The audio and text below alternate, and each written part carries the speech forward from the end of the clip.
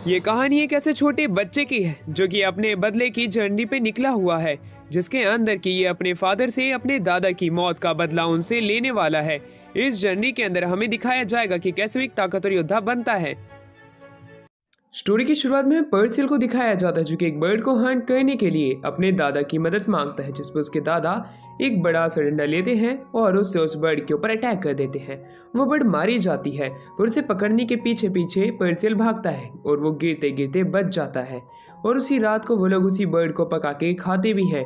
उसके बाद में काफ़ी दिन बीत जाते हैं। इसी तरह पर्सिल को अब हमें दिखाया जाता है जो कि अपने दादा के साथ प्रैक्टिस कर रहा था, जहाँ पे वो अपने दादा को हराने की पूरी कोशिश तो करता है, पर उसके दादा एक पहाड़ की तरह थे। वो उसे उठा के दूसरी तरफ फेंक देते हैं, पर वो पर्सिल को कहते हैं तुम पहले से ताकतवर हो चुके हो। ये सुन के वो खुश हो जाता है।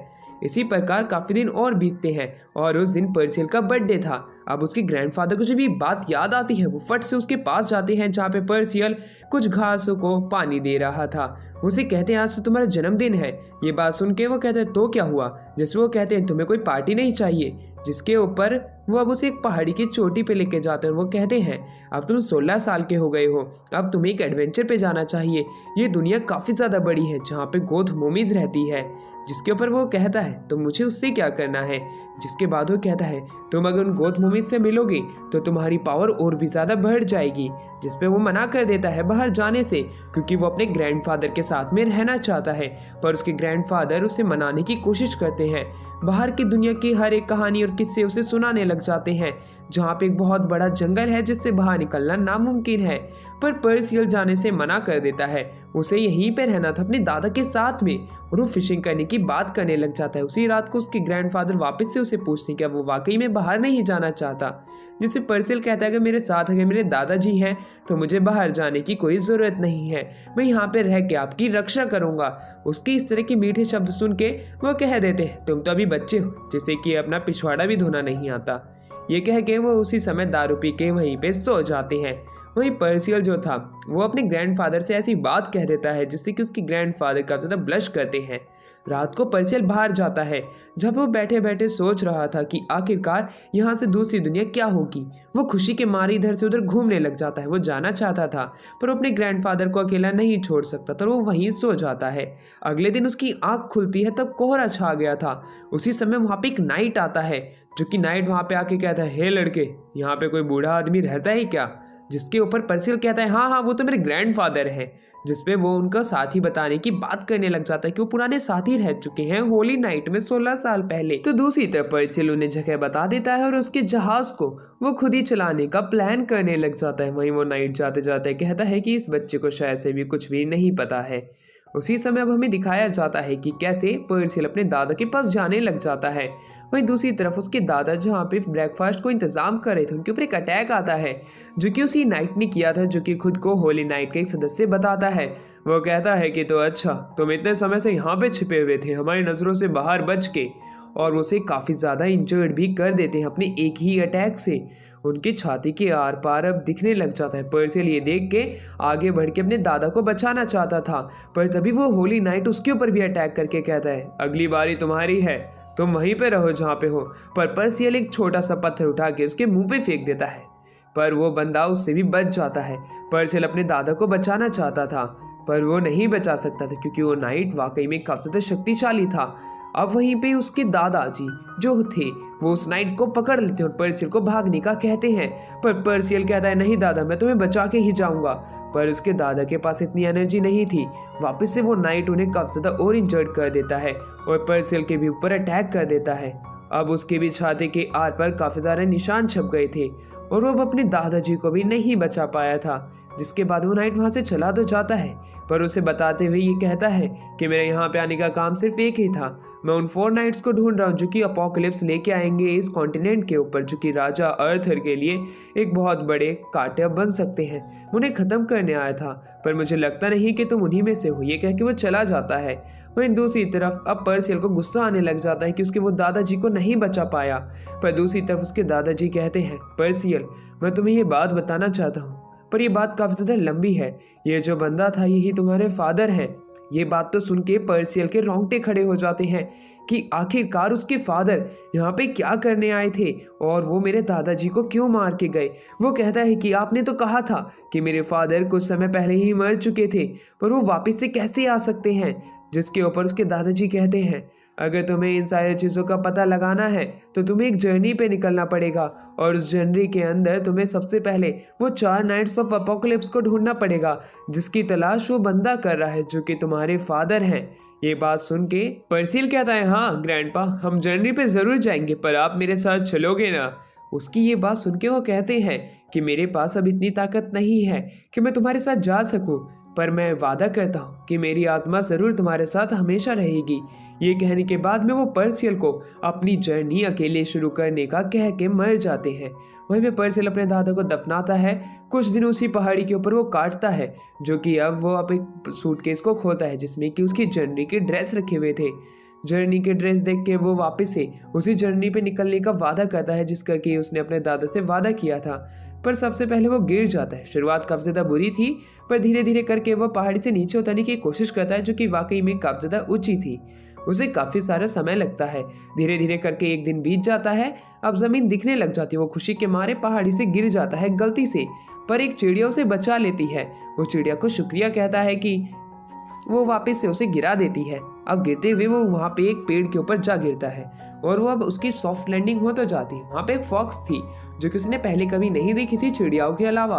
वो हैरानी से कहता है, तो तुम ही हो क्या वो जो कि मेरे दादा बता रहे थे कि नीचे ज़मीन पे काफ़ी और भी तरह के जानवर हैं, क्या तुम उनके राजा हो। उसकी इस तरह की बात को सुन के वो लोमड़ी समझ जाती है कि ये बंदा ज़रूर बेवकूफ़ है। वो भागने लग जाती है। उसका पीछा करते करते पर्सियल कुछ लोगों से मिलता है और उनका नाम होता है कैट्स, एल्वा और डॉनी, जो कि तीनों मैजिशियंस होते हैं। वो अपनी ट्रिक्स दिखा रहे थे और इससे कि ट्रिक्स दूर खड़ा हुआ हमारा पर्सिवल देख रहा था। वो तालियां बजाने लग जाता है।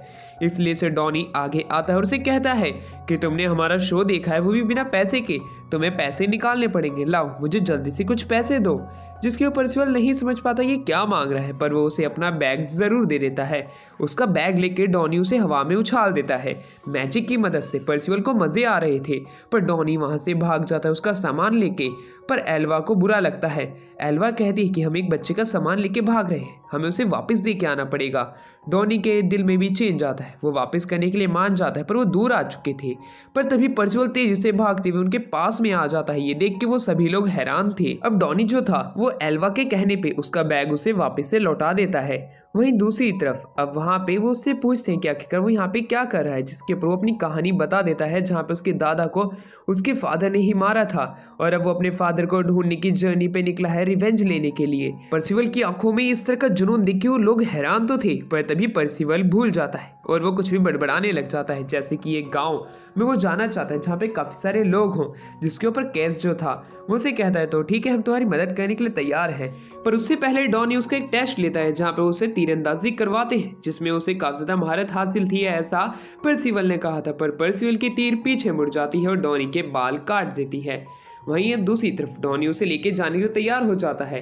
कैट्स और एल्वा उससे उसके बारे में पूछते हैं, जिसके ऊपर पर्सिवल उसे बताता है कि मेरे ग्रैंडफादर और मेरे फादर दोनों खुद को होली नाइट का एक हिस्सा बताते हैं। ये बात सुन के वो उसे बताते हैं कि वो भी होली नाइट में जाने के लिए उत्सुक थे, पर वो नहीं जा पाए, इसलिए उन्होंने खुद का सर्कस शुरू कर दिया। ये बात सुन के वो खुद भी हैरान था। वो उन्हें अब अपने फादर का नाम बताता है जिसे कि आयरनसाइड कहा जाता है। क्या उन्होंने उनका नाम सुना है, जिसके ऊपर वो मना कर देते हैं, ऐसा नाम उन्होंने कभी नहीं सुना। पर दूसरी तरफ कुछ लोग भाग के उनके पास आते उनकी मदद मांगते हैं, क्योंकि उनके गाँव पे किसी ने अटैक कर दिया था। वो उसकी मदद करने तो जाते हैं, पर एक बहुत बड़ा भेड़िया वहाँ पे गांव के सभी लोगों को परेशान कर रहा था। उसे देख के वो वापस से उल्टे पांव भाग जाते हैं। पर पर्सिवल उनकी मदद करने के लिए जाता है, क्योंकि वो कभी भी बेसहारा लोगों को इस तरह प्रॉब्लम में नहीं फंसे रहने दे सकता है। ये चीज़ें उसके दादा ने उसे सिखाई थी। अब वो उसे अटैक तो करता है और काफ़ी सारी तीर छोड़ता तो है, पर वो उल्टी आके वापस से पर्सिवल के लगती है। पर्सिवल के ऊपर जब वो लोमड़ी अटैक कर ही रही थी कि तभी डॉनी आके उसे बचा लेता है। उसकी इस तरह की चीज़ देख के खुद पर्सिवल भी हैरान था, जिस पर डॉनी कहता है तुम्हारी बातें मेरे दिल पे लग गई थी, इसलिए मैंने तुम्हें बचाया है। अब वो मॉन्स्टर वापस से पर्सिवल के ऊपर अटैक तो करता है, पर पर्सिवल एक ही हाथ से उसे रोक लेता है और हवा में उड़ के उसके मुंह पे एक झापट मारता है। उसकी वजह से अब वो मॉन्स्टर सीधा पृथ्वी पे जाके लगता है और वो मारा जाता है। ये सारी चीजें होती हुई वही लोमड़ी देख रही थी जिसे कि हमें स्टार्टिंग में दिखाया गया था। तो दूसरी तरफ हमें पर्सिवल के घाव को दिखाया जाता है जो कि बहुत ही ज्यादा बड़ा था। इस तरह का घाव देखने के बावजूद यकीन करना काफी ज्यादा मुश्किल था। वहीं दूसरी तरफ पर्सिवल ये घाव किसी को दिखा रहा था और वो बताता है कि ये एक होली नाइट की करतूत है जिसने कि मेरे ग्रैंडफादर को भी मार दिया था। ये सारी चीज़ें वो एल्वा को बता रहा था। वो एल्वा के साथ नहा रहा था। वहीं दूसरी तरफ वो वहाँ पे आता है और ड्रिंक करता है। ड्रिंक करते वो आयरन साइड के बारे में पूछता है पर गांव के किसी भी आदमी को नहीं पता था। उसे गुस्सा आ जाता है पर तभी वहाँ पे एक ब्लैक नाइट आता है जो कि कहता है मैं जानता हूँ कि आयरन साइड कहाँ पे है। वो आगे बढ़ते बढ़ते कहता है तो तुम्हारे दादा तो मर गए पर तुम जिंदा हो। ये बात तो सुन के पर्सिवल कहता है कि आखिरकार तुम्हें ये सारी चीज़ें कैसे मालूम है, तुम हो कौन, जिसके ऊपर वो खुद को ब्लैक नाइट कहते हुए इंट्रोड्यूस कराता है। पर कैट्स बीच में आके कहता है तुम्हारी हिम्मत कैसे हुई पर्सिवल से ऐसे बात करने की, पर वो ब्लैक नाइट से दूर फेंक देता है। वहीं दूसरी तरफ पर्सिवल को गुस्सा आ जाता है कि उसकी हिम्मत कैसे हुई मेरे दोस्तों को इस तरह ट्रीट करने की। कैट्स का मुंह पूरा लाल पड़ चुका था। पर्सिवल कहता है कि मैं 5 तक गिनती गाऊंगा, अगर तुम मुझे सारी चीज़ें बता देते हो तो लड़ाई नहीं होगी। पर वो 5 तक गिनती गाता है, वो कुछ नहीं बताता, इसलिए दोनों के बीच में फाइट शुरू हो जाती है जहाँ पे कि ब्लैक नाइट को लग रहा था ये बच्चा है, वो उसे एक ही बार में हरा देगा। पर ऐसा देखने पे प्रतीत नहीं हो रहा था क्योंकि बड़े ही आसानी से पर्सिवल उसके अटैकों को डॉज कर पा रहा था। जहाँ पे कि ब्लैक नाइट जो था उसे कहता है अगर तुम मैजिक पावर का इस्तेमाल करना चाहते हो तो तुम कर सकते हो। पर दूसरी तरफ पर्सिवल को मैजिक नहीं आता था, इसलिए वो सिर्फ अपनी रॉ स्ट्रेंथ का इस्तेमाल करता है और कुछ पंचेस का। पर वो तब भी ब्लैक नाइट का कुछ भी नहीं बिगाड़ पा रहा था। ब्लैक नाइट जो था उसका मुंह पकड़ लेता है और कहता है कि तुम्हारे दादा जितनी ताकत तुम में नहीं है, शायद से तुम वैसे ही बेफालतू में जिंदा बच गए। तुम बदला लेना तो छोड़ो तो तुम किसी को मार भी नहीं सकते। ये कह के उसकी छाती के बगल में मुक्के मारने लग जाता है। वहीं डॉनी उसे बचाने के लिए जाता तो है पर एला उसे रोक लेती है।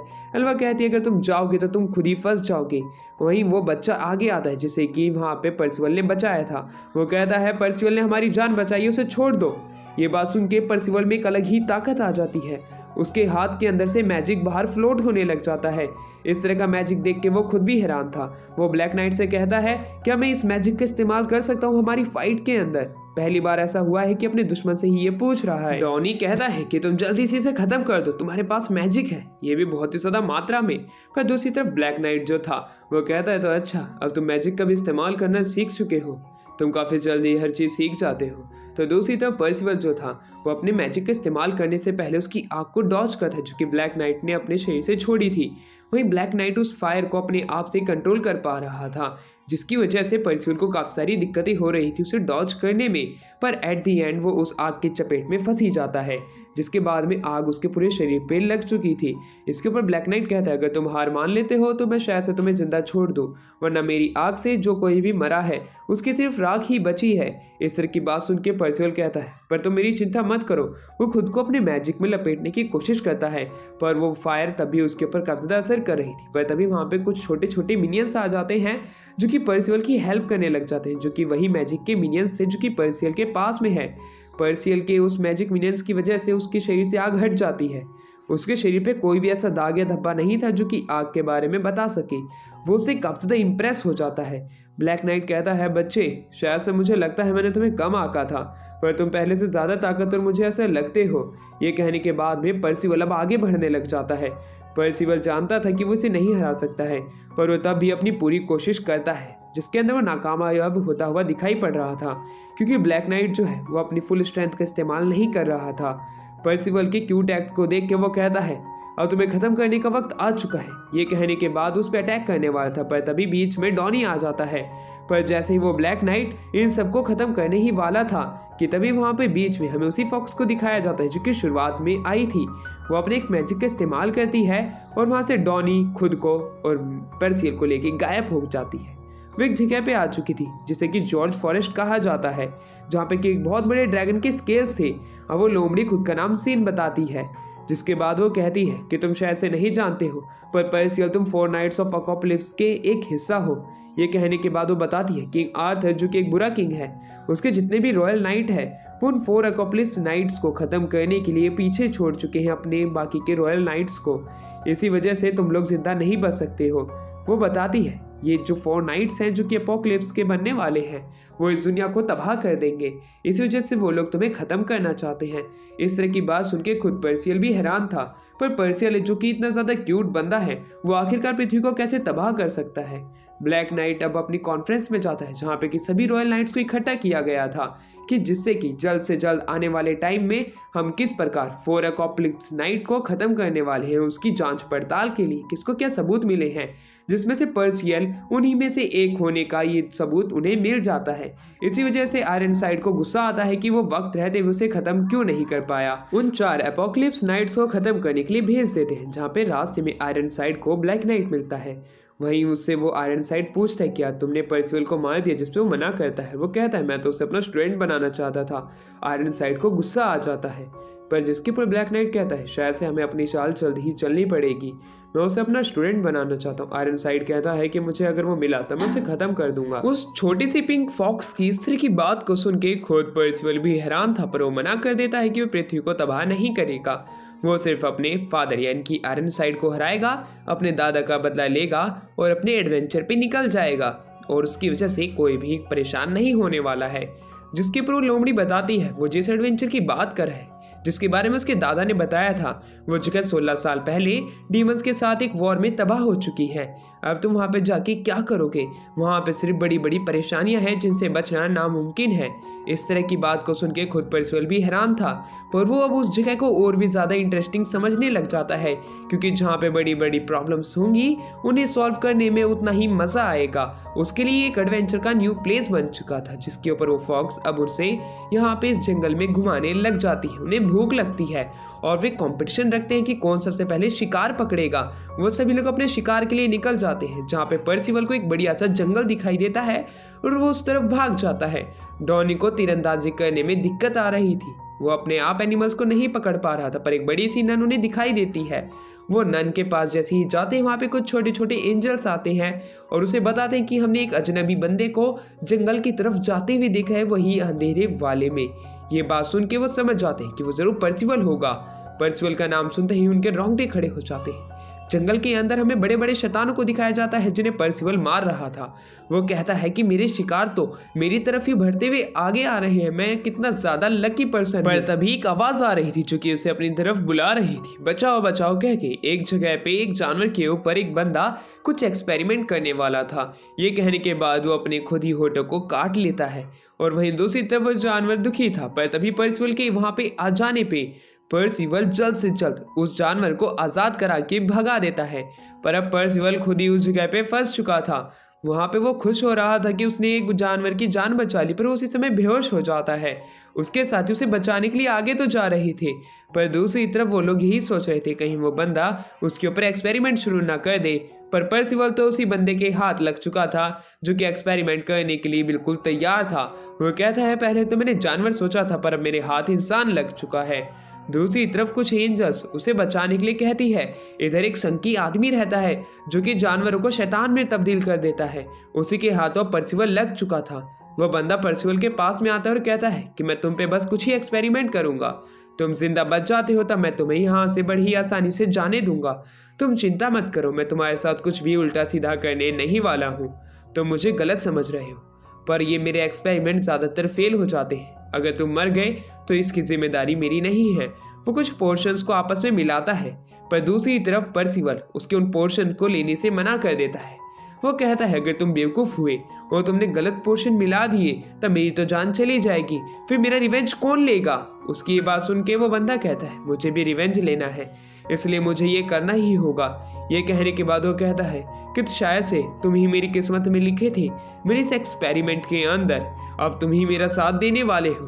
पर्सिवल तो शुरुआत में मना करता है, कहता है कि मैं तुम्हारा इन चीज़ों में साथ नहीं दूंगा, पर दूसरी तरफ डॉनी और बाकी के सभी लोग उसको बचाने के लिए उसी हवेली की तरफ बढ़ रहे थे, पर उनकी हरकतों से लग नहीं रहा था कि वो समय पे पहुंच सकते हैं। दूसरी तरफ वही पागल बंदा जो था वो अलग अलग पोर्शंस को आपस में मिलाता है और एक सोल्यूशन तैयार कर लेता है। वो कहता है अब ये तैयार हो चुका है और शायद से मेरी इसमें कुछ मिस्टेक है। वो जैसे ही पीछे मुड़ता है पर्सिवल वहां से भागने की प्लानिंग बना चुका था। वो उसे वहीं रुकने के लिए कहता है और दोनों के बीच में फाइट शुरू हो जाती है। जहाँ पे पर्सिवल जो था उसके उन सारे पॉइजनस नाइफ को रोक लेता है, पर आखिर पे वो जमीन पे गिर जाता है। उसे लग रहा था कि अब वो हार चुका है। वो उस बंदे से पूछता है कि आखिरकार तुम मुझे मारना क्यों चाहते हो। ये कहने के बाद उसे पीछे धक्का देता है, पोशन उसके हाथ में आता है और पर्सिवल इसी चीज़ का फ़ायदा उठाता है और उस पोशन को पूरे को पी जाता है। जैसे वो पीता है वो शुरुआत में चिल्लाने लग जाता है। उस बंदे को लगता है शायद ये मर गया। वो उसके पास में भी जाता है, पर तभी पर्सिवल वापस से खड़ा उठता है। वो कहता है मुझ में पहले से ज़्यादा एनर्जी है, शायद से मैं ताकतवर हो चुका हूँ। वो बाहर जाके चिल्लाता है, किस कलर की चड्डी पहने हो? ये पर्सियल की आवाज़ सुनकर डॉनी खुश हो जाता है कि वो जिंदा है। पर दूसरी तरफ नेथन के सामने पर्सियल कहता है कि तुम अच्छे काम के लिए मुझे बोला था इसे पीने के लिए, इसलिए मैंने इसे पी लिया। ये बात सुन के नेथन खुद भी उसे पी लेता है और उसी जगह पे बेहोश हो जाता है। डॉनी ये देख के कहता है तुमने किस बच्चे को मार दिया रे बुद्धू। पर तभी काफ़ी सारी और एंजल्स आती हैं। वो कहती हैं ये तो नेथन है। नेथन वही लड़का है जो कि जायंट के साथ का था। अब हमें एक कहानी बताई जाती है एक आदमी की जो किसी जंगल में रह के सभी प्राणियों की मदद किया करता था और उसे ही नेथन एक जगह पे पड़ा मिला था। उसके बाद से उसने उसे अपने पोते की तरह पाला और बड़ा किया, उसे काफ़ी सारी जानकारी दी और नॉलेज दी अपनी। पर एक दिन वो गायब हो गया। तो दूसरी तरफ हमें उसी जानवर को एक मॉन्स्टर को जगाते हुए दिखाया जाता है। उस मॉन्स्टर का नाम वो डोरो लेता है। डोरो वही है जो कि नेथन का दादा है। नेथन खड़ा होकर कहता है कि मैं तो इन्हें बचाने के लिए कर रहा था। पर तभी काफी सारी एंजल्स उसके ऊपर पत्थर मारने लग जाती हैं जैसे कश्मीर के अंदर लोग मारते हैं। उसी प्रकार नेथन कहता है कि तुम मुझे मत मारो। पर तभी पर्सिल बीच में आके उन पत्थर को रोक के कहता है तुम्हें क्या लगता है कि नेथन ही किस लिए कर रहा है, ये तुम्हारे लिए ही कर रहा है। पर तभी उस जंगल के अंदर एक पॉइजन फैल जाता है जिसकी वजह से प्राणी पेड़ पौधे सभी सूख चुके थे और कुछ जानवर मर चुके थे। ये देखने के बाद नेथन आगे आके उसी सोल्यूशन का इस्तेमाल करता है, पर सोल्यूशन तो खत्म था। पर नेथन अपने हाथ से वही सोल्यूशन वापस से बना लेता है। ये उसकी पावर, अगर वो किसी भी तरह का पॉइजन पी जाएगा तब वो उसे अपनी बॉडी में से वापस ला सकता है और भी ज़्यादा ताकतवर बना के सबको मुंह बंद करने के लिए नेथन कह देता है। उस पॉइजन का इस्तेमाल करता है और सोल्यूशन की मदद से उस पॉइजन को ख़त्म कर देता है जो कि जंगल के अंदर फैल रहा था। ये देख के सभी लोग खुश तो थे, पर तभी उनकी आंखों के सामने वो होता है जो कि उसने सोचा नहीं था, क्योंकि पर्सियल जल्द से जल्द अपना हेयर कट लेता है और सभी को शुक्रिया अदा करता है। नेथन भी सबको बताता है कि अगर पर्सियल नहीं होता तो शायद से वो आज तुम सभी लोगों को और इस जंगल को बिल्कुल भी नहीं बचा पाता। अगर तुम्हें शुक्रिया अदा करना है तो तुम्हें सबसे पहले पर्सियल का करना पड़ेगा। पर्सियल जैसे ही वहाँ पे आता है सभी लोग उसको शुक्रिया अदा करने लग जाते हैं। वो सभी लोग खुश थे, पर तभी वहाँ से डोरो बाहर निकल के आता है। डोरो को देख के नेथन समझ जाता है कि उसके दादा हैं। पर दूसरी तरफ पर्सियल तो खुश हो रहा था कि इसके दादा तो मेरे दादा से भी काफ़ी गुना बड़े हैं। अब वहीं पे उसे जायंट रोक लेती है नेथन को आगे जाने से, क्योंकि डोरो अब एक शैतान बन चुका था जो कि पॉइजन को जंगल में छोड़ रहा था। नेथन उसे मना कर देता है ये सब करने से, क्योंकि कुछ समय पहले तक वही इस जंगल की सुरक्षा रखता था।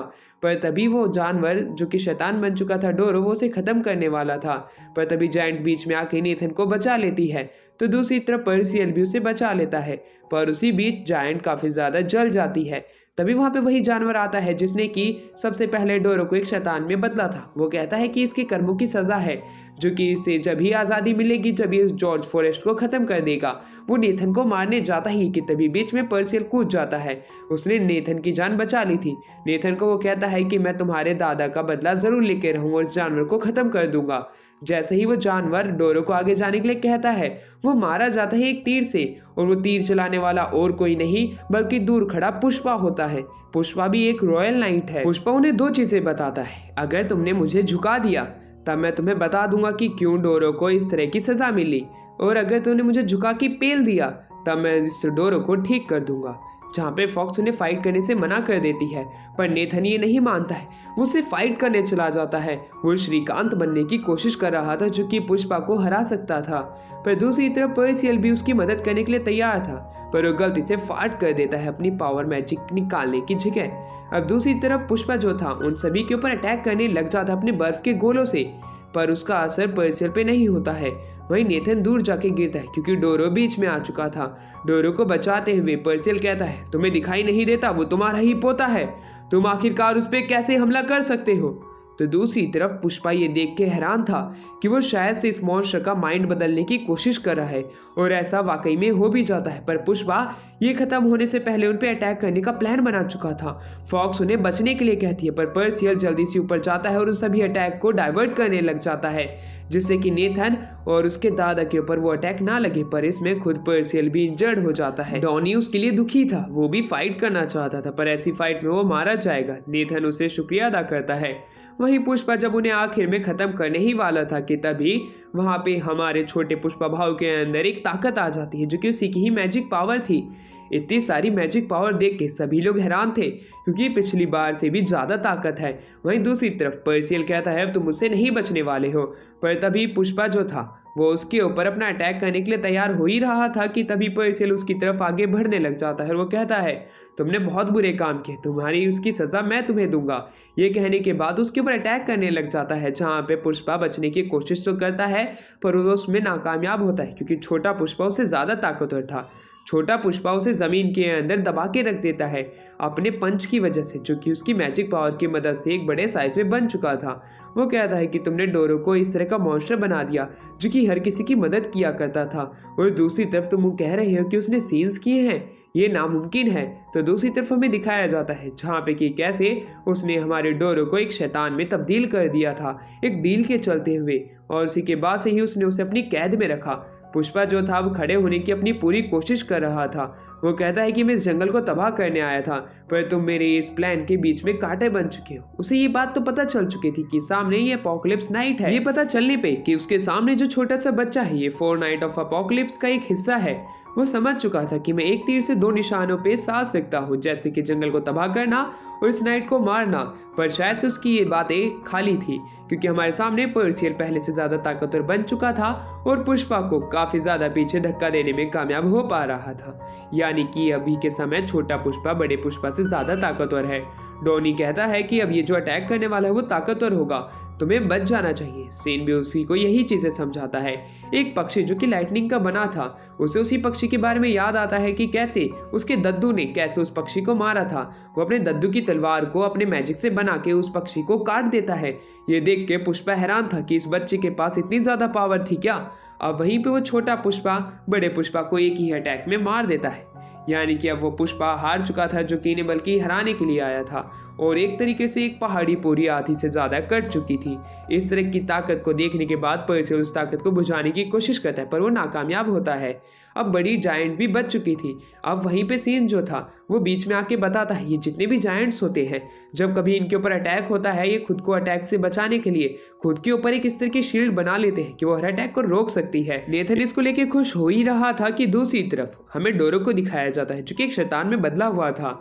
उसने वादा किया था कि वो डोरो को ठीक कर देगा पर शायद से वो इस चीज़ में नाकामयाब रहेगा क्योंकि पुष्पा तो मर चुका है जो कि उसे ठीक कर सकता था। पर दूसरी तरफ जब सभी लोग दुखी हो ही रहे थे कि तभी फॉक्स जो थी एक छड़ी को तोड़ देती है। जैसे वो छड़ी को तोड़ती है डोरो अपनी नॉर्मल ह्यूमन फॉर्म में आ जाता है। नेथन उसे गले से लगा लेता है दादा कह के। वो सभी लोग खुश थे कि उनकी ये जर्नी के अंदर ये मिशन काफ़ी जल्दी खत्म हो गया, वो भी बिना किसी कैजुअलिटी के। वहीं डॉनी उस छड़ी के बारे में पूछता है जिसके ऊपर सिंस जो कि वही फॉक्स है वो उसे बताती है कि वो जो छड़ी थी उनके अंदर सिनिस्टर एनर्जी होती है जो कि किसी को भी शैतान बना सकती है। इसलिए जैसे ही मैंने उस छड़ी को नष्ट किया डोरो वापस से ठीक हो गया। वो सभी लोग जब उस जंगल से बाहर निकलने ही वाले थे कि तभी हमें दिखाया जाता है कि कैसे पर्सियल के पास उसकी स्पिरिट्स आ जाती है। वो जैसे ही पीछे मुड़ता है वो कंपटीशन की बात करता है क्योंकि उन्होंने ये फैसला किया था जो कोई भी सबसे पहले शिकार करेगा वो जीत जाएगा और हारने वाले को उसकी बात माननी पड़ेगी। ये कहने के बाद पर्सियल खुश हो रहा था कि तभी हमें दिखाया जाता है फॉक्स ने पहले से ही एक शिकार पकड़े हुए था। यानी कि अब पर्सियल को और डॉनी को उसकी बात माननी पड़ेगी। वो काफ़ी ज़्यादा खुश हो रहा था कि तभी हमें दिखाया जाता है कि नेथन वहाँ पे आ जाता है। नेथन उनकी जर्नी में एक हिस्सा बनना चाहता था। पर्सियल इस चीज़ के लिए मान तो जाता है क्योंकि वहाँ पे नेथन के दादा डोरो ने भी उसे इजाज़त दे दी थी। वहीं दूसरी तरफ फॉक्स भी उसे चलने के लिए हाँ की मंजूरी दे देती है पर डोनी मना करने की कोशिश करता है। पर फॉक्स कहती है हारने वाले को बात माननी थी, मैं चाहता हूँ कि तुम नेथन को जाने दो। वहीं डोरो के साथ ही जितने भी थे वो नेथन को जाते हुए नहीं देखना चाहते थे पर नेथन को कुछ दोस्त मिल चुके हैं इसलिए उसे उस जर्नी पे उसे जाने की इजाज़त मिल जाती है। जैसे ही वो एक सिटी के पास पहुंचते हैं, हमें एक सिटी में दिखाया जाता है कि आयरनसाइड एक गेस्ट बन के गया हुआ था, जहाँ पे वो किसी चीज़ की डिमांड कर रहा था, जहाँ पे एक आदमी उसे उस चीज़ को देने से कह देता है कि हम जल्द ही तुम्हें दे देंगे। वहीं पे उसकी लड़की उसके फादर के पास में एक औरत दिखती है जो कि झूठ का था। वहीं दूसरी तरफ वो अपने फादर को कहती है कि तो काफ़ी ज़्यादा झूठे हैं, पर आयरनसाइड जो कि इनके टाउन को बचाने की बात कर रहा है, ये तो और भी ज़्यादा झूठा है, ये तो पूरा ब्लैक ऑरा से भरा हुआ है। पर तभी वो वहाँ पे आयरनसाइड कहता है कि अगर तुम वो चीज़ मुझे दे देते हो तो मैं तुम्हारी रखवाली करूँगा। पर्सिल अपने साथियों के साथ निकल जाता है, जहाँ पे कि उसके छोटे छोटे मिनियंस उसकी बात नहीं सुन रहे थे। उसी दौरान नेथन उन्हें कुछ अपना पॉइजन पिला देता है, जिससे कि उनके रंग बदल जाते हैं। वहीं पे पर्सिल अपने दादा की छड़ी निकालता है, जो कि एक तलवार थी। वो लोग कहते हैं ये तो एक मैजिक स्वॉर्ड है, जिसमें पर्सिल कहता है इससे मेरे दादा जानवरों को काटा करते थे, ये तो एक नाइफ है। वो उसकी बात को इनकार करते हैं, ये एक मैजिक स्वॉर्ड है। जिसके ऊपर नेथन के सामने ये बात रिवील होती है कि पर्सिल के दादा होली नाइट थे। ये बात जान के खुद नेथन भी हैरान हो चुका था, क्या क्या सच में पर्सिल के दादा एक होली नाइट थे। पर दूसरी तरफ वो काफ़ी दिन से चल रहे थे, इसलिए फॉक्स को कहते हैं क्या तुम मुझे पिछली बार की तरह टेलीपोर्ट कर सकते हो, जिस पे वो मना कर देते हैं क्योंकि उसके पास सिर्फ वो आखिरी स्टोन था जिसने कि उसका इस्तेमाल कर लिया। जिसके ऊपर नेथन बताता है कि 7 डेडली सिंस में से एक ही था जो कि इस तरह का टेलीपोर्टेशन डिवाइस का बना सकता था, और मैंने उसी की ही पॉइजन बुक को पढ़ा है, इस वजह से मेरे पॉइजन इतने ज़्यादा शक्तिशाली हैं। उसकी बात सुन के वो सब अपनी जर्नी पे निकल जाते हैं, जहाँ पे वो एक टाउन में पहुँचते हैं। टाउन में जाने के बाद वहाँ पे पर्सिल के जितने मिनियंस थे वो एक चीज़ के पास आते हैं, वो उसे खोदते हैं, तब उन्हें वहाँ पे एक चक्रा सा मिलता है। जब वो उन्हें उठा ही रहे थे कि वहाँ पे एक लड़की आ जाती है। वो लड़की कहती है कि तुम उसे वहीं पे रख दो, मैं जानती हूँ कि तुम इसे चुराने की कोशिश कर रहे हो। डॉनी कहता है हम ऐसा नहीं कर रहे हैं, तुम्हें गलत फहमी हुई है। पर वो लड़की तभी अटैक कर देती है उनके ऊपर। वो कहती है वो चीज़ तुम मुझे लौटा दो, मैं तुम्हें जिंदा छोड़ दूंगी। वहीं पे पर्सिल उसे वापस आके लौटा देता है। वो कहता है कि हमने इसे चुराया नहीं था, तुम ही इसे रख सकती हो। जिस पे वो लड़की उन सभी को देखते, जिसमें झूठे ऑरा का उनके पास में निशान तो था, पर पर्सिल बिल्कुल अच्छे से चमक रहा था। ये चीज़ देखने के बाद वो काफ़ी ज़्यादा हैरान थी। पर तभी वहाँ पे एक सर्वेंट आ जाती है। सर्वेंट को देख के वो चीज़ जो है वो पर्सिल को वापस लौटा के कहती है तुम्हें इसका ध्यान रखना और तुम्हें इसे आयरनसाइड नाम के किसी भी नाइट को नहीं देना है। आयरनसाइड नाम सुन के खुद पर्सिल भी हैरान हो चुका था। अब वो लड़की अपना नाम एन बताती है और वो वहाँ से चली जाती है। अब हमें पता चलता है वो जो पार्ट है वो एक डार्क इटर्नल कफिन का है, जिसकी मदद से लोगों को सेक्रीफाइस करते हैं और इसकी पावर का इस्तेमाल करते हैं। इस तरह की बात सुन के खुद पर्सिल भी हैरान था। वो कहता है तो इसका मतलब है कि मेरे फादर आयरनसाइड इसका इस्तेमाल करके इस टाउन के लोगों का सेक्रीफाइस करके पावर का इस्तेमाल करना चाहते हैं। जिसके ऊपर सीन कहता है कि हाँ यही सच है और ये चीज़ एक जायंट ने बनाई थी। दूसरी तरफ एन अपने फादर को कहती है कि फादर आप आयरनसाइड की बातों में क्यों फंसे जा रहे हो, वो झूठ बोल रहा है, वो हमारे लोगों को ख़त्म कर देगा। ये बात सुन के उसके फादर कहते हैं वो तुम्हारी मदर के एक साथी रह चुके हैं, वो हमसे झूठ कभी नहीं बोलेंगे। और दूसरी बात अगर वो हमें ख़त्म करना चाहते तो वो हमें कब का ख़त्म कर चुके होते। वो एक होली नाइट है। जिसके ऊपर एन कहती है मैं भी एक होली नाइट बनूंगी और आपकी रक्षा करूंगी। पर दूसरी तरफ वो उसे आयरनसाइड को देने से चीज़ मना कर देते हैं। दूसरी तरफ उसके फादर रात को एक पार्टी रखते हैं जिसके अंदर आयरनसाइड जो था वो था। उसे देख के पर्सिल उसे मारने की प्लानिंग बना रहा था, पर उसे सीन रोक लेता है। तो दूसरी तरफ आयरनसाइड अपना भाषण शुरू कर देता है कि कैसे उनके पास वाले एक किंगडम के अंदर जो है एक प्लान बनाया जा रहा है उनकी इस जगह को ख़त्म करने के लिए, और वो बाकी के डार्क इटर्नल चक्रा को दिखाता है। अगर हम इसे पूरा कर लेते हैं तो इसकी मदद से हम एक ऐसा डिफेंसिव आर्मर बना सकते हैं जिसकी मदद से एक पूरी जगह को सुरक्षित किया जा सकता है। इस तरह की बातें सुन के सभी लोग हैरान थे। पर्सिल जो था वो उसे ख़त्म करना चाहता था क्योंकि वो अपने दादा का बदला लेना चाहता है। पर्सिल उसे मना कर देता है क्योंकि अगर वो आयरनसाइड से सीधा फाइट करेगा तो वो बड़ी ही आसानी से हार जाएगा। इसलिए पर्सिल को वो आगे जाने से साफ साफ इनकार करता है। तो दूसरी तरफ आयरनसाइड अपना भाषण जारी रखता है जिसके अंदर वो कहता है कि पास के गाँव के अंदर हमारे ही इस किंगडम के ऊपर अटैक करने की प्लानिंग बनाई जा रही है। ताकतवर योद्धाओं को जमा किया जा रहा है और शैतानों को। अगर आप लोग मुझे इसका हिस्सा दे देते हो तो मैं तुम्हें बचा लूंगा। पर एन बीच में आके कहती है कि ये झूठ बोल रहा है। वो अपनी पावर रिवील कर देती है कि वो एक आदमी सच बोल रहा है या झूठ बोल रहा है उसका पता लगा सकती है। जिसके ऊपर आयरनसाइड गुस्से में उसके पास जाता है। अब सीन वहां से उन्हें चलने के लिए कहता है, जहाँ पे डॉनी और नेथन तो आ जाते हैं, पर पर्सिल आयरनसाइड को चिल्लाते हुए कहता है रुक जाओ। आयरनसाइड अपने पर्सिल बेटे को देख के हैरान था। वो सबसे पहले उस कफिन को बचाने की कहता है, पर तभी कुछ मिनियंस आयरनसाइड का मुंह ढक देते हैं जिसकी मदद से पर्सिल एन को लेके भागता तो है, पर पर्सियल के फादर उस पर अटैक कर देते हैं। आयरनसाइड को अब वहाँ पे एन का फादर कहता है तुम एन को मत मारो, जिसके ऊपर आयरनसाइड कहता है अगर एन मर भी गई तो कुछ नहीं होने वाला है। जहाँ पे हमें सीन को दिखाया जाता है जो कि उसी कफिन के हिस्से को बचाने जा रहे थे, पर एन का वही सर्वेंट एक शैतान में बदल जाता है जो कि आयरनसाइड का चेला था। फिर हमें पता चलता है कि कैसे एन के ऊपर नजर रखने के लिए आयरनसाइड ने अपने चेले को उसी का सर्वेंट बना दिया था। अब वो उस कफिन को पूरा करते हैं जो कि एक फॉर्मेशन का रूप ले लेता है, और जैसी फॉर्मेशन बनती है वहाँ पे एक अंधेरा सा छा जाता है। सीन ये सारी चीज़ें उन सभी को बता रहा था। वो कहता है कि हमें आयरनसाइड को जल्दी ही रोकना पड़ेगा, अगर हमने उसे नहीं रोका तब ये इस पूरी सिटी के जितने भी लोग हैं उन सभी को अपना चारा बना लेगा। एन उसकी बातें झूठ लग जाती है, उसकी पावर से ये चीज़ उसे पता चलती है क्योंकि सिन उन्हें अभी भी पूरी सच्चाई नहीं बता रहा है। सिन कहता है कि तुम दूसरी तरफ जाके उसे रोकने की कोशिश करो, मैं दूसरी तरफ जाता हूँ। दूसरी तरफ एन जो है वो पर्सियल को शुक्रिया अदा करती है क्योंकि पर्सियल ने उसकी मदद की, और वो सिन के बारे में बताती है कि उन्हें पूरा सच नहीं बता रहा है। पर पर्सियल जो कि काइंड हार्टेड पर्सन है वो कहता है कि मुझे तो उसकी बातों में हर जगह सच्चाई दिखाई पड़ती है। दूसरी तरफ आयरनसाइड उस फॉर्मेशन को पूरा कर चुका था। उसके अंदर से ब्लैक कलर का लिक्विड बाहर निकलता है जो कि उस पूरी सिटी के अंदर फैल जाता है। वो लिक्विड जिस भी पहली जगह पे पड़ रहा था वो जगह एक तरह के मॉन्स्टर में बदल जा रही थी, और वो मॉन्स्टर कोई छोटा छाटा नहीं, वो एकदम बड़ा मॉन्स्टर था। और जब मूर्तियों पे गिरता तब एक मूर्ति का शैतान बन निकलता, और वो सभी लोग वहाँ की आम जनता के ऊपर कहर ढा रहे थे। ये सारी बातें उसे पता चलती है आयरनसाइड को अपने चेले की मदद से। दूसरी तरफ एन ये देख के हैरान थी कि इतने बड़े बड़े मॉन्स्टर्स तो लोगों का शिकार कर रहे हैं, ये उन्हें अपना सेक्रीफाइस बना रहे हैं। तो दूसरी तरफ एन जो है वो सीन के बारे में उन्हें कहती है क्यों तुम्हें उस पर इतना ज्यादा विश्वास है। उसकी ये बात सुन के वो सभी लोग ये चीज कंफर्म करते हैं कि सिन ने ही उसे बचाया था, वो कभी उनसे झूठ नहीं बोल सकता है। उनकी बातें उसे काफी ज्यादा बेवकूफ भरी लगती है क्योंकि उसकी पावर पे भी उन्हें भरोसा नहीं है। चलते चलते एन को उसके फादर दिखाई पड़ते हैं। आयरनसाइड सामने ही एक फॉर्मेशन के सामने खड़ा था। आयरनसाइड कहता है कि मैं तुम लोगों को आज के दिन माफ कर रहा हूं, मैं तुम्हें से किसी को भी नहीं मारने वाला हूं, अगर तुम शांति से यहाँ से चले जाते हो। वो अपनी पावर उन्हें निकाल के दिखाता है। उसकी पावर के सामने तो वो हिल भी नहीं पा रहे थे, तो वो आखिरकार आयरनसाइड को कैसे रोकेंगे जब वो हिल भी नहीं सकते हैं। एन कहती है कि तुम लोगों को मत मारो। दूसरी तरफ पर्सियल जो था उसके ऊपर अटैक करने जाता है अपने मैजिक स्लैप की मदद से, पर उसका मुकाबला आयरनसाइड बड़े ही आसानी से कर लेता है। डॉनी ये देख के हैरान था। तो दूसरी तरफ पर्सियल जो है वो कहता है बच्चे तुम अपनी ये छोटी मोटी ट्रिक का इस्तेमाल मत करो, तुम्हारी जान बच गई है तो तुम्हें छिपके रहना चाहिए था। वहीं दूसरी तरफ वो फॉर्मेशन के ऊपर भी अटैक करता है पर वो फॉर्मेशन नहीं टूटती है।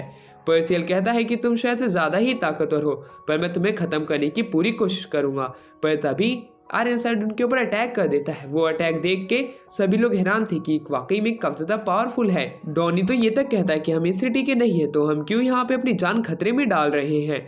उसकी ये बात सुन के नेथन भी हैरान था। पर दूसरी तरफ एन कहती है तुम सच बोल रहे हो, तुम इस विलेज के नहीं हो, तुम जा सकते हो, पर मैं यहीं पर रह के यहाँ के लोगों की रक्षा करूंगी, ये मेरी ही सिटी है। वहीं दूसरी तरफ अब नेथन को भी वो चीज़ याद आती कि कैसे पर्सियल ने उसकी सिटी के लोगों के लिए अपनी जान कुर्बान की थी, पर डॉनी वहाँ से भाग जाता है।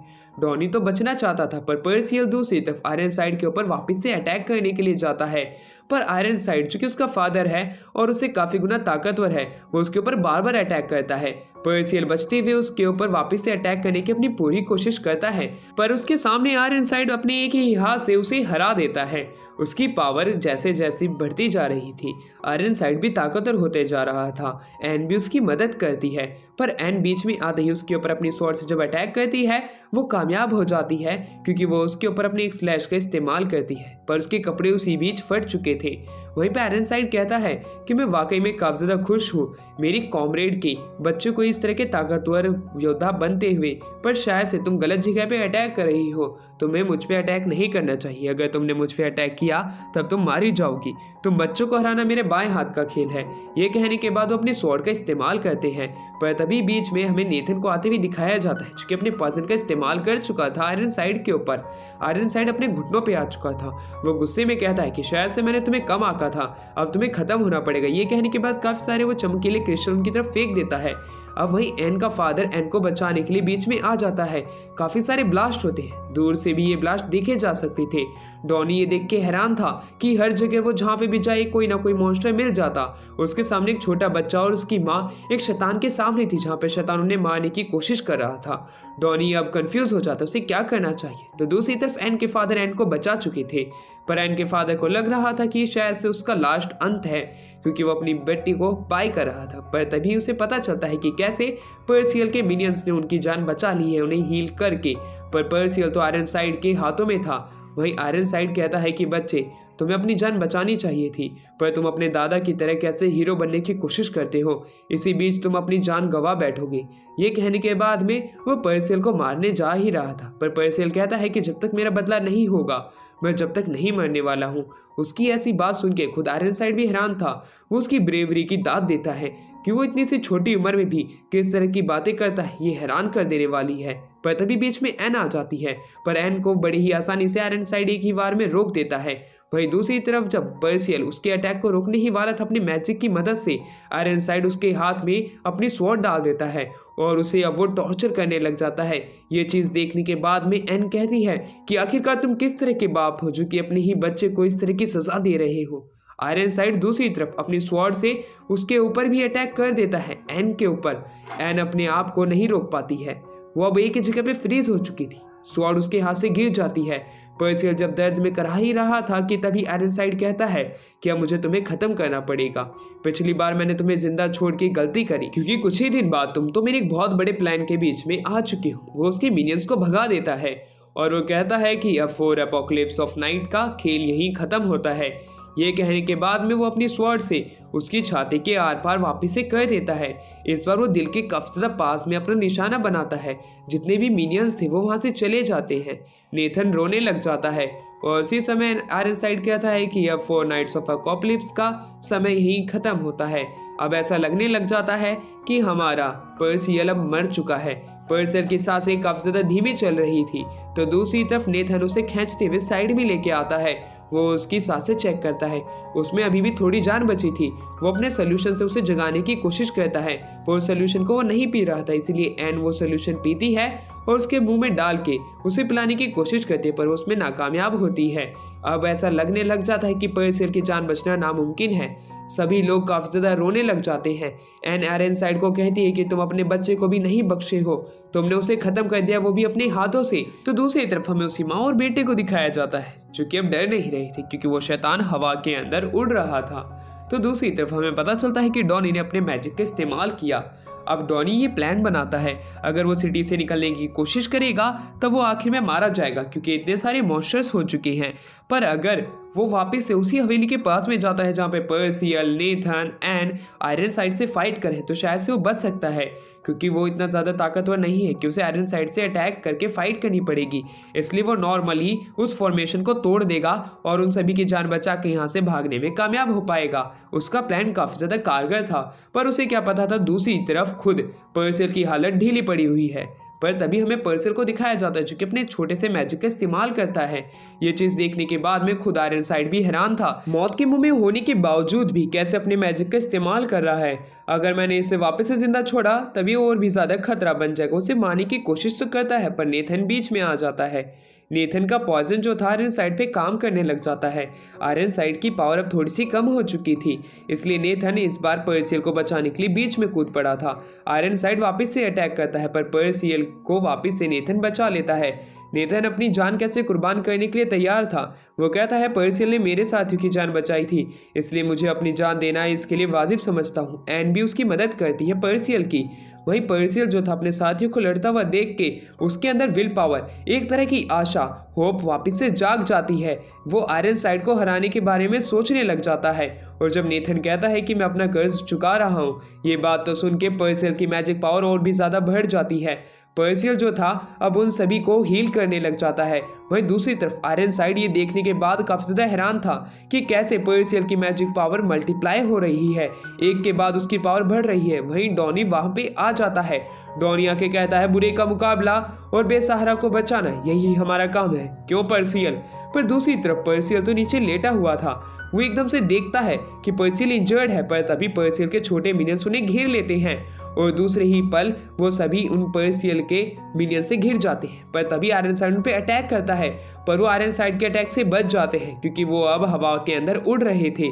ये देखने के बाद में खुद आयरनसाइड भी हैरान था कि कैसे ये हवा में उड़ सकते हैं, जहाँ पे कि पर्सियल के पास क्या सच में ऐसी पावर है। पर्सियल कहता है कि तुम्हारी हिम्मत कैसे हुई मेरे साथियों को चोट पहुंचाने की। और वहीं दूसरी तरफ पर्सियल की इस तरह की पावर देख के पर्सियल खुद भी हैरान था। उसके फादर पूछते हैं कि आखिरकार उसके पास इस तरह की पावर कहाँ से आई, आखिरकार उसने क्या किया है। जिसके ऊपर पर्सियल कहता है कि तुम इस पावर की बात कर रहे हो जिसकी मदद से मैं तुम्हें इस बार हराने वाला हूँ। ये मेरे ग्रैंडपा ने बताई थी, यानी कि मेरे दादा ने। ये आशा की पावर है, ये उस होप की पावर है जिसकी मदद से मैं तुम्हें हराने वाला हूँ। उसकी इस तरह की मोटिवेशनल बातें तो सुन के आयरनसाइड का दिमाग पक जाता है।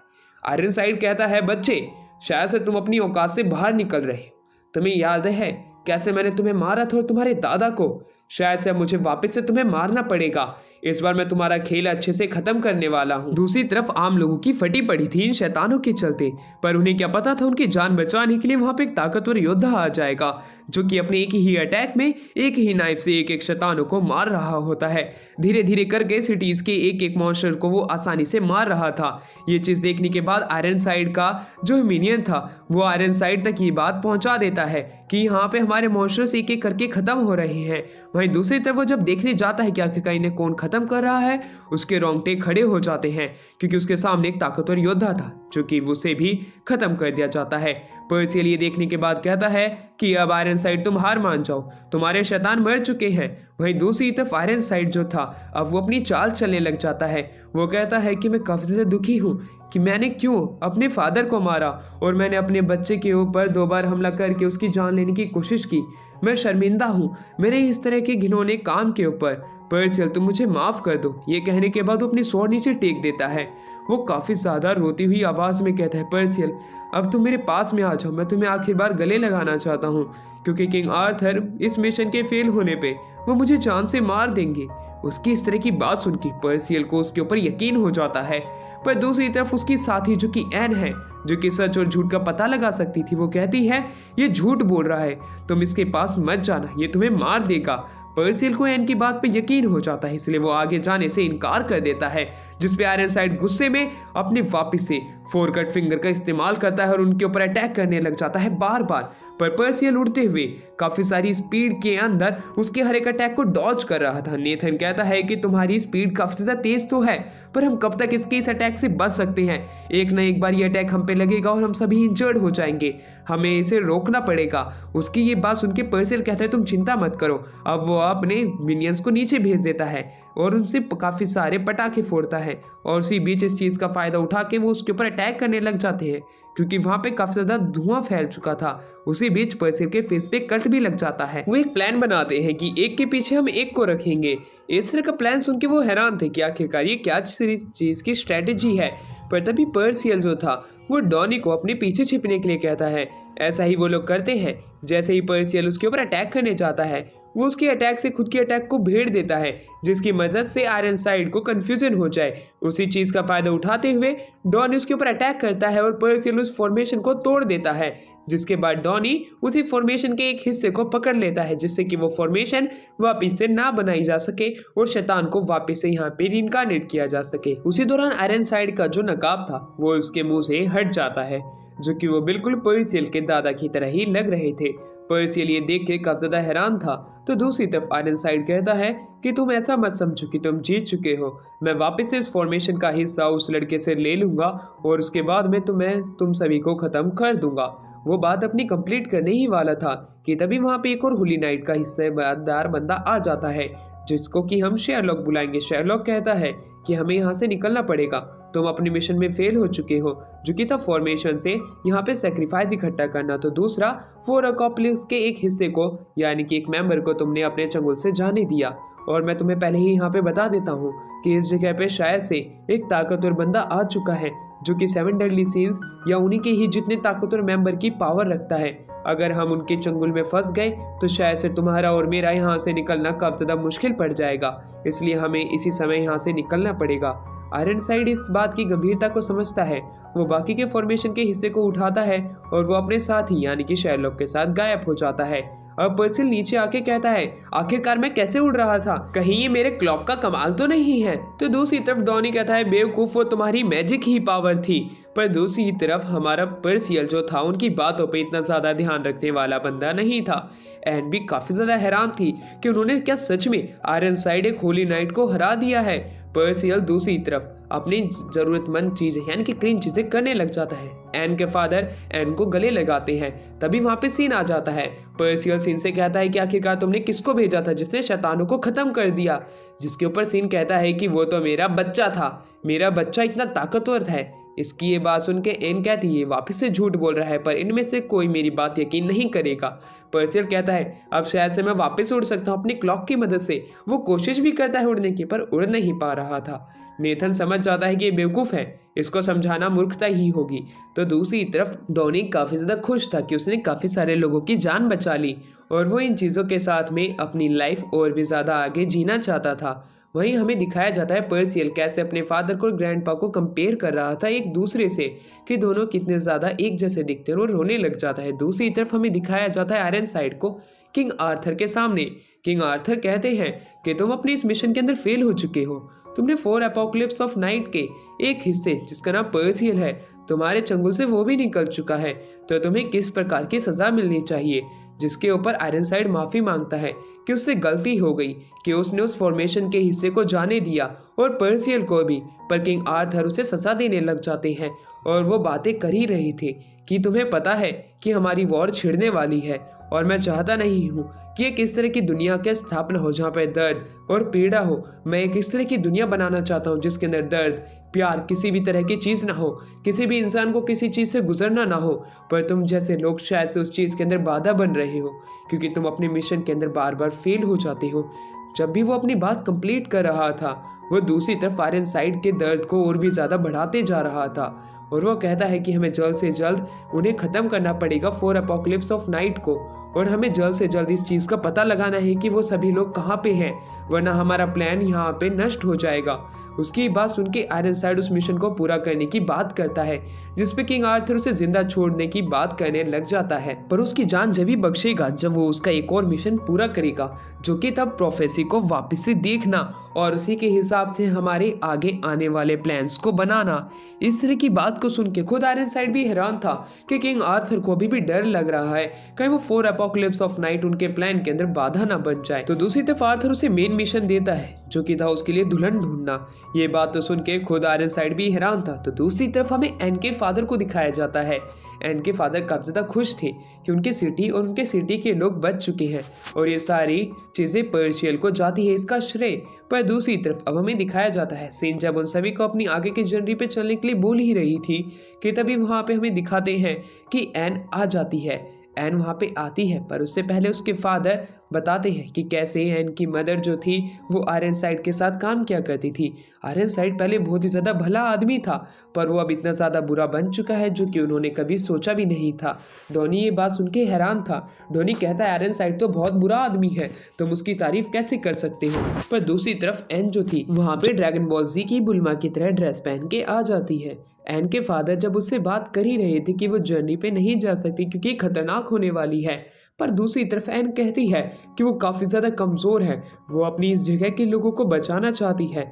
वो जैसे ही ताकतवर बनेगी वो वापस इस सिटी में लौट आएगी और आप सब लोगों की रखवाली करेगी।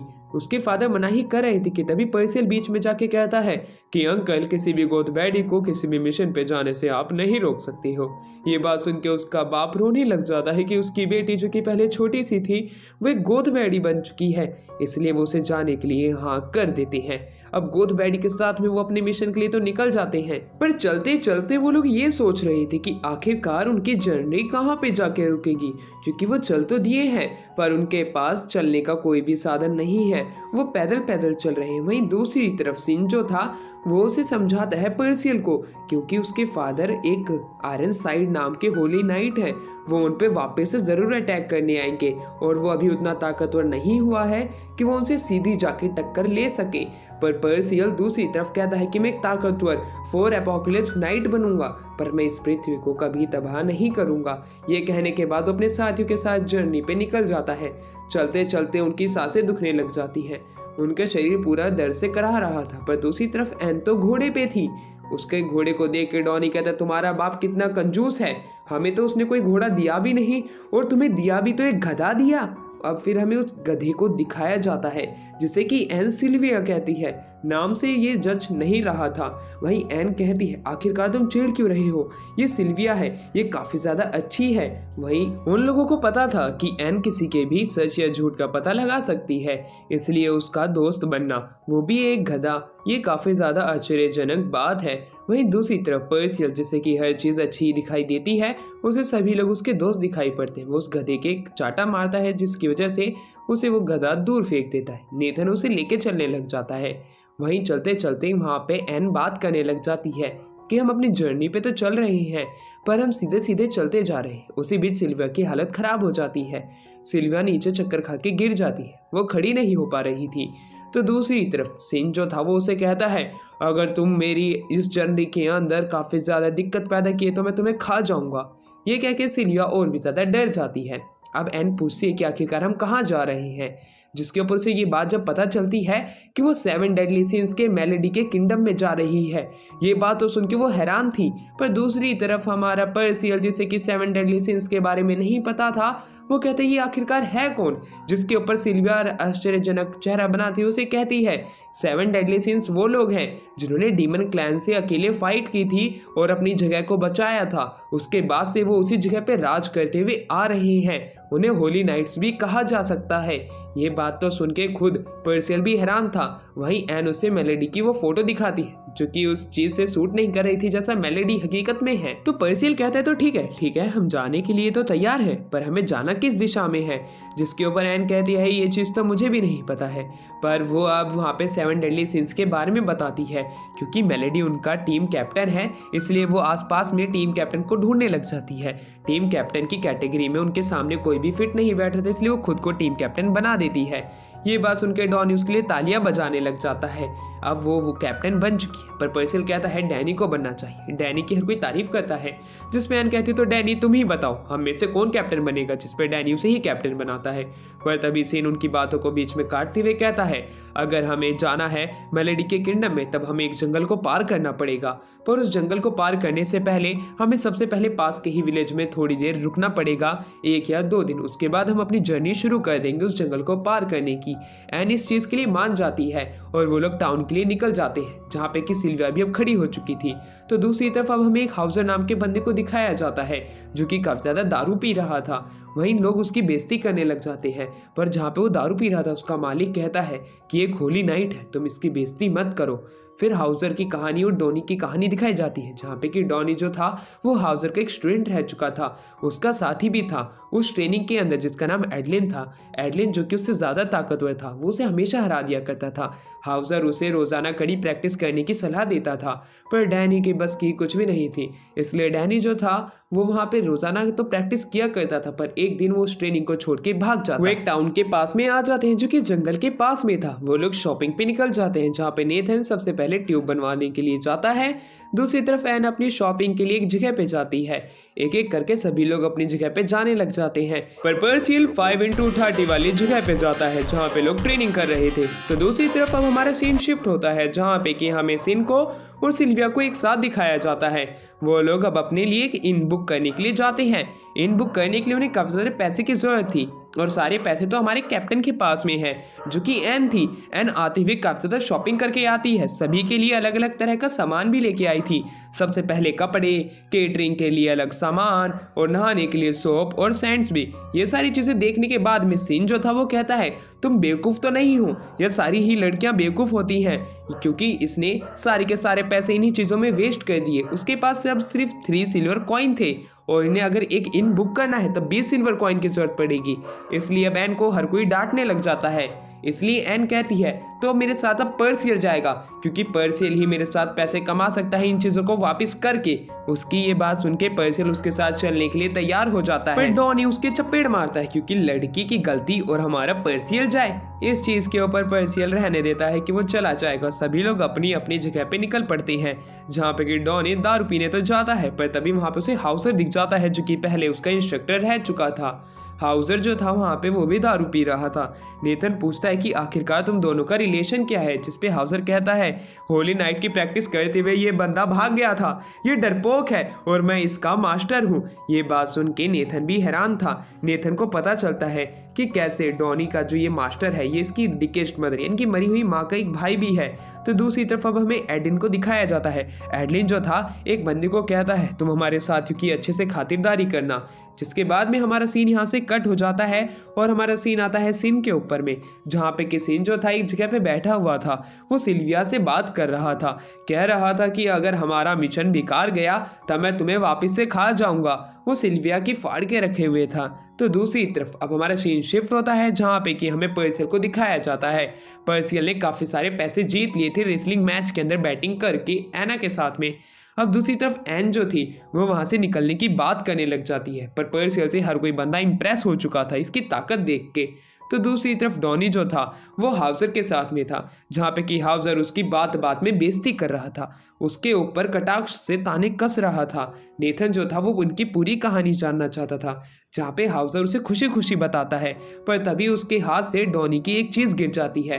वो चीज़ उसके हाथ में देख के वो कहता है ये तो डार्क इटर्नल कफिन का एक हिस्सा है, आखिरकार तुमने ये चीज़ कहाँ से चुराई है, ये चीज़ तो मुझे लौटा दो, तुमने वापस से चोरी की, तुम बहुत ही ज़्यादा बुरे हो। ये कहने के बाद में वो उसे एक धक्का भी दे देता है, क्योंकि डॉनी वो चीज़ उससे वापस लेना चाहता था, ये कहते हुए कि ये मैंने नहीं चुराई है।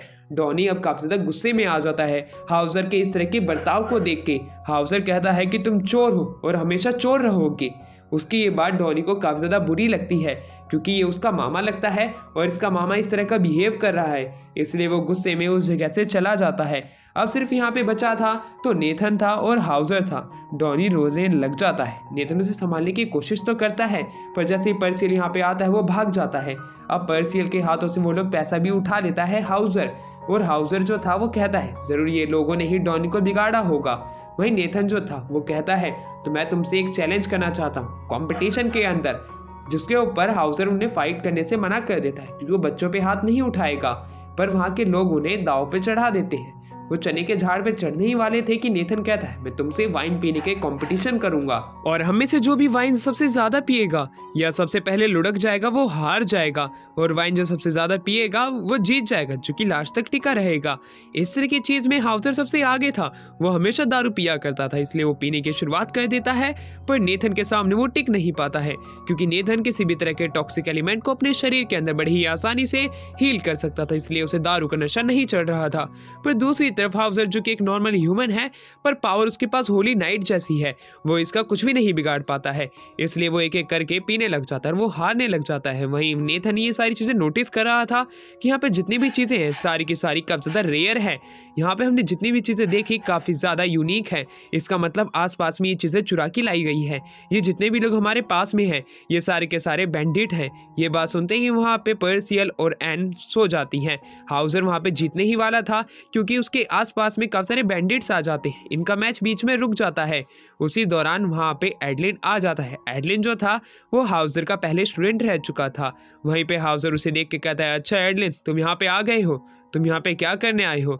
तो दूसरी तरफ एडलिन बताता है कि मैं यहाँ पे तुम सभी लोगों को बेचने के लिए आया हूँ, अब मैं एक सेव ट्रेडर बन चुका हूँ। तो दूसरी तरफ वो सारे के सारे लोग बेहोश हो जाते हैं। सारे बैंडिट्स उनका मजाक उड़ाने लग जाते हैं कि आखिरकार उन्हें क्या लगा था कि वो होली नाइट है तो क्या वो यहाँ से निकल जाएगा, जिसके ऊपर हाउजर कहता है अब तुम खत्म हो।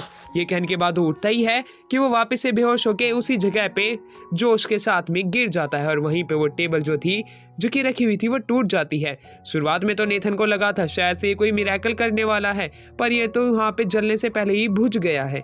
एडलिन कहता है कि मुझे पहले से ही पता था कि मेरे मास्टर कितनी दारू पी के लुढ़क सकते हैं, क्योंकि जितनी बार भी लुढ़कते थे मैं इनके साथ में होता था, क्योंकि मुझे ही तो इन्हें उठा के लाना पड़ता था। इस चीज़ का बदला आज मैं लेके रहूंगा। सारे बैंडिट्स खुश होने लग जाते हैं, क्योंकि अब तो उनके पास पैसा ही पैसा आने वाला है। नेथन भी अपनी पावर का इस्तेमाल करता है, काफी सारे पॉइजन से वो काफी सारे बैंडिट्स को बेहोश तो कर देता है, पर एडलिन को वो शायद से चकमा देने में नाकामयाब होता है, क्योंकि एडलिन बड़ी आसानी से वहाँ पे हमारे पर्सियल को कब्जे में ले लेता है। पर ये सिर्फ उसका एक धोखा था, इल्यूजन। एडलिन उसे बेहोश कर देता है। दूसरी तरफ हमें डॉनी को दिखाया जाता है, जिससे कि हाउजर की बातों का बुरा लग रहा था, पर तभी उसके सामने एडलिन आता है। एडलिन को देख के वो हैरान होता है कि ये पुराना इसका साथी रह चुका है। एडलिन से वो पूछता है कि आखिरकार वो क्या कर रहा है, जिसके ऊपर एडलिन कहता है कि मैं तुम्हें पैसे कमाने की एक आसान सी ट्रिक बताने वाला हूँ, तुम उससे बहुत पैसे कमा सकते हो। डॉनी उससे उसके बारे में पूछता है कि आखिरकार मुझे क्या करना है, जिस पे एडलिन उसे बताता है कि तुम्हें ज्यादा कुछ नहीं करना है, बस इस सिटी के बाहर खड़े रहना है और एक लोकल विलेजर बनने का नाटक करना है। जितने भी लोग आएंगे हम उन्हें लूट लेंगे। इस तरह की चीज सुन के डॉनी जो था वो मना कर देता है, क्योंकि वो वापस एक होली नाइट बनना चाहता है। वो एक ताकतवर इंसान बनना चाहता है। वो बदल चुका है। अब उसके पास में कुछ ऐसे साथी हैं जिन्होंने कि उसे बदल के रख दिया है। एडलिन जिस पे कहता है कि तुम्हारे साथी मेरे कब्जे में है, ये कह के वो उसके कंधे पे हाथ ही रखता है कि तभी डॉनी गुस्से में कहता है, तुम्हारी हिम्मत कैसी मेरे साथियों को अपना गुलाम बनाने की, तुमने अगर उन्हें कुछ भी किया तो मैं तुम्हें जान से खत्म कर दूंगा और तुम्हारे साथियों को भी। इस तरह की एडलिन उसके अंदर जज्बा देख के काफी ज्यादा हैरान था। वो कहता है कि ये बदल चुका है। वो एक विसल मारता है और उसके विसल की वजह से उसका साथी वहां पे आ जाता है, जो कि उसे बैकअप देता है। अब हमें एक जेल के अंदर दिखाया जाता है, जहाँ पे कि हमें उनके सारे साथियों को जेल में डालते हुए दिखाते हैं और उस डार्क इटर्नल कफन के एक हिस्से को भी उन्हें दे देते हैं। पर तभी वहाँ पे एक बंदे की एंट्री होती है, जो कि वहाँ पे आके उन्हें आज़ाद करा देता है। उनको आज़ाद कराने वाला बंदा और कोई नहीं बल्कि उसी टायरविन का मालिक था। वो वहाँ पे आके कहता है कि मैं तुम्हें आज़ाद कराने के लिए आया हूँ। वो नेथन के दारू पीने के जज्बे को देख के काफी ज्यादा इंप्रेस हो चुका था, पर नेथन उसे बताता है कि वो जितने भी बुरे एलिमेंट हैं उसके शरीर में वो उन्हें बड़े ही आसान से प्योरीफाई कर सकता है। पर उस टायरविन का मालिक खुद को वहाँ पे आके हाउजर का फ्रेंड भी बताता है। हाउजर को वो कहता है तुम्हें खड़ा होना पड़ेगा वरना उस सिटी को पूरे तरीके से तबाह कर देंगे। तुम्हें नहीं पता है कि वो यहाँ पे सिर्फ लोगों को लूटने नहीं बल्कि सिटी को खत्म भी करने की ताकत रखते हैं, क्योंकि एडलिन के पास में जो उसका बैकर है वो और कोई नहीं बल्कि एक बहुत बड़ा ड्रैगन है। ड्रैगन को देख के तो डॉनी की भी फट जाती है। डॉनी कहता है कि आखिरकार ये क्या चीज है। वो भाग जाता है। पर्सिवल और एन जागते हैं, पर एन जो थी वो हाउजर के ऊपर अलग अलग बातें थोपने लग जाती कि उसी ने ही हमें बेहोश किया है। वो हमारे साथ बुरा काम करना चाहता था पर वो इसमें नाकामयाब रहा है। उसकी बातों में हमारा पर्सियल फंस जाता है। पर्सियल कहता है ए बड़े आदमी, तूने मेरे साथी को रुलाने की कोशिश की है, मैं तुझे जान से मार दूंगा। पर हाउजर कहता है बच्चे शायद से तुम्हारा दिमाग काम नहीं करता है, वह तुम्हारा घुटनों में है। मैं एक होली नाइट हूँ। और उसकी बातें तो सुन के खुद हाउजर भी हैरान था कि आखिरकार ये मेरे पेट पे ऐसे टक्कर कैसे मार सकता है। पर्सियल तो उससे फाइट करने के लिए तैयार था, पर नेथन उसे रोक लेता है। वो कहता है कि एक होली नाइट है जो कि इसकी गलती नहीं है, ये सिर्फ एक कंफ्यूजन है। दूसरी तरफ अब हमें एडलिन को दिखाया जाता है, जो कि डॉनी को पकड़ने के लिए अपने साथियों को भेज देता है। वो अपने साथियों को कहता है तुम उसे मारना मत, पर उसके साथी अपना काम आसान करने के लिए उसे मारने की बात करने लग जाते हैं। एडलिन अब उस ड्रैगन को अपनी जगह पे भेजने की बात करता है। अगर उसने उसकी बात नहीं मानी तो वो उस ड्रैगन के अंडे को फोड़ देगा, इसलिए ड्रैगन वहां से चला जाता है। फिर हमें पता चलता है कि एडलिन की बात ये ड्रैगन क्यों मान रहा है, ड्रैगन के अंडे की वजह से। वहीं पे हमें दिखाया जाता है हमारा साथी छिपा हुआ था। वहीं पे एडलिन के साथी कहते हैं तो अब हमारा अगला ऑर्डर क्या है, जिसपे वो उन्हें यहाँ से सिर्फ चले जाने को कहता है, पर उसके साथियों का तो कुछ अलग ही प्लान था। वो एक पत्थर को उठाते हैं। फिर हमारा सीन यहाँ से शिफ्ट होता है, जहाँ पे हमें टायरविन को मालिक को दिखाया जाता है, जो कि कहते हैं एडलिन के पास में एक अंडा है जो कि ओल्ड ड्रैगन का है। जैसे ही वो ड्रैगन का अंडा उसके पास आया, उसने उसके बारे में यानी कि ड्रैगन के बारे में अफवाहें उड़ाई और कहा कि वो उसके कंट्रोल में है। जहाँ पे कि उसके साथी उसे बताते हैं कि कैसे वो एडलिन ने ड्रैगन का अंडा चुरा के लाया। उसी के बाद से ड्रैगन ने उसकी हर एक बात माननी शुरू कर दी, क्योंकि ये उस ड्रैगन का एक आखिरी अंडा है। उसके बाद वो कभी भी ऑफस्प्रिंग्स पैदा नहीं कर पाएगा। तो दूसरी तरफ अब हमारा सीन यहाँ से शिफ्ट होता है, जहाँ पे कि हमें दिखाया जाता है कि कैसे टायरविन का मालिक उन्हें ये बता रहा था कि वहाँ पे जो एडलिन है उसके अंडे का वो सिर्फ एक रेप्लिका है जो कि उसके पास में है। असली ड्रैगन कहाँ पे है ये तो बहुत ही ज्यादा कम लोगों को पता है, या तो किसी को पता ही नहीं है। हाउजर दूसरी तरफ उसकी हालत खराब हो रही थी। अब हमारा सीन शिफ्ट होता है, जहाँ पे हाउजर एडलिन को एक अच्छी राह पे चलने के लिए बनाने के लिए तैयार होने की बात करने लग जाता है, जहाँ पे कि नेथन ने भी उसके रेप्लिका की पावर देखी थी कि वो कितनी ज्यादा ताकतवर है। जैसे उस ड्रैगन को पता चलेगा कि एडलिन के पास में वो ड्रैगन का अंडा असली नहीं है, तब वो इस पूरे टाउन को तबाह कर देगा। इसलिए वो हाउजर की मदद चाहता है। हाउजर भी उसकी मदद करने के लिए शुरुआत में मना करता है, क्योंकि अब वो पहले जैसा होली नाइट नहीं रहा है। वो सिर्फ अब एक ड्रंकर यानी कि एक दारू पिया हुआ बेवड़ा बन चुका है। पर उसका पुराना दोस्त उसे उसकी बातें याद दिलाने लग जाता है कि वो एक होली नाइट क्यों बना था, लोगों की रक्षा करने के लिए। अब वो मना नहीं कर सकता है। दूसरी तरफ हमें एडलिन को दिखाया जाता है, जिसे कि उसके साथियों ने बेहोश करके उसके हाथ से अंडा छीन लिया था। वो संडे की खुशी मनाने लग जाता है कि अब ड्रैगन उनकी बात मानेगा। एडलिन उन्हें मना करता है कि कुछ ना करे, पर ड्रैगन जैसे ही वहाँ पे आता है उनके हाथ से ड्रैगन का अंडा छूट के फूट जाता है। फिर हमें जैसे ही पता चलता है कि वो रेप्लिका है, ड्रैगन को भी ये बात पता चल जाती है, इसलिए वो उस पूरी जगह को नष्ट करने लग जाता है।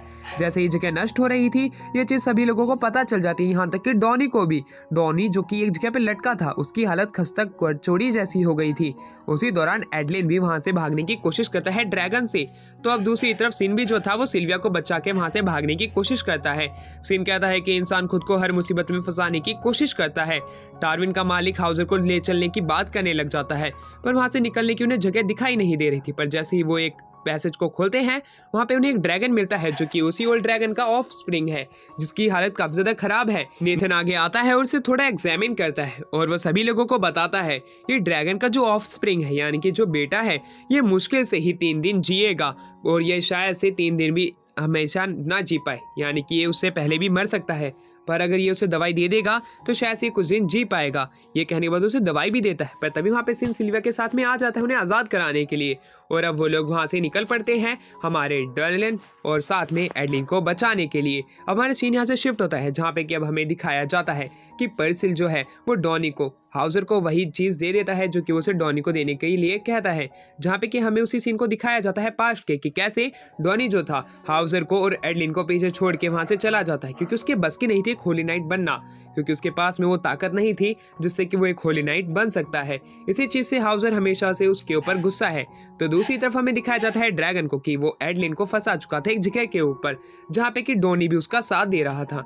यानी कि दोनों भाई अब एक ही जगह पे लटके हुए हैं, अटके हुए हैं। वो दोनों अब एक दूसरे की कैसे जान बचाएंगे, ये बात वो सोच ही रहे थे कि तभी एडलिन बात करने लग जाता है कि डॉनी तुम्हें कौन बचाने के लिए आएगा, मुझे तो कोई नहीं आने वाला है। जिस पे डॉनी कहता है मेरे कुछ साथी हैं जो कि अभी ही बने हैं, वो मुझ पे अपनी जान भी छिड़क देते हैं। इस तरह की बात सुन के खुद एडलिन भी हैरान था।